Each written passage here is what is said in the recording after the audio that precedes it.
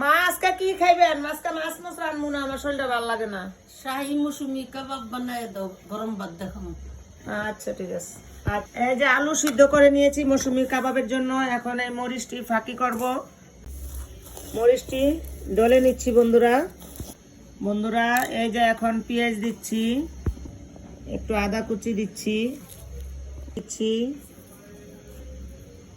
এই যে ম্যাগি মশলা দিচ্ছি,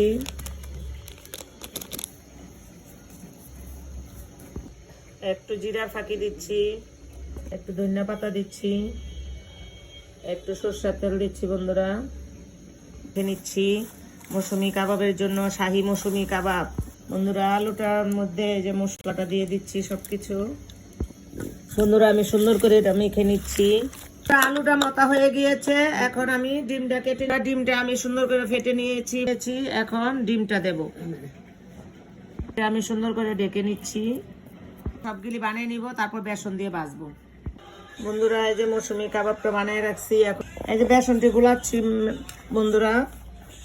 দিয়েছি হলুদ ফাঁকি, মরিচের ফাঁকি, তারপরে ধনিয়ার ফাঁকি, সব দিয়ে আমি একসাথে গুলিয়ে নিচ্ছি। একটু খাওয়াইনা ছোটা দিচ্ছি। বন্ধুরা আমি এই যে কাবাবটা বেসনের মধ্যে চুপ দিয়ে নিচ্ছি, তেলে দিয়ে দিচ্ছি। বন্ধুরা এই তো আমি একটা একটা করে সুন্দর করে ভেজে নিচ্ছি। লাল হয়ে গেছে, এখন উঠে ফেলবো। বন্ধুরা আমার মৌসুমি কাবাবটা ভাজা হয়ে গিয়েছে, সুন্দর করে ভেজে নিয়েছি লাল লাল করে। এখন তুলে নিচ্ছি বন্ধুরা। বন্ধুরা আমার কাবাবটা হয়ে গিয়েছে, এখন আমার শাশুড়িকে খেতে দেব। মা কেমন হয়েছে গো? খান, গরম ভাত দিয়ে অনেক মজা। আরো ভাত খামু। আচ্ছা খান। বন্ধুরা আমার কাবাবটা যদি ভালো লাগে তাইলে আপনারা আমাকে লাইক সাবস্ক্রাইব করে দিবেন।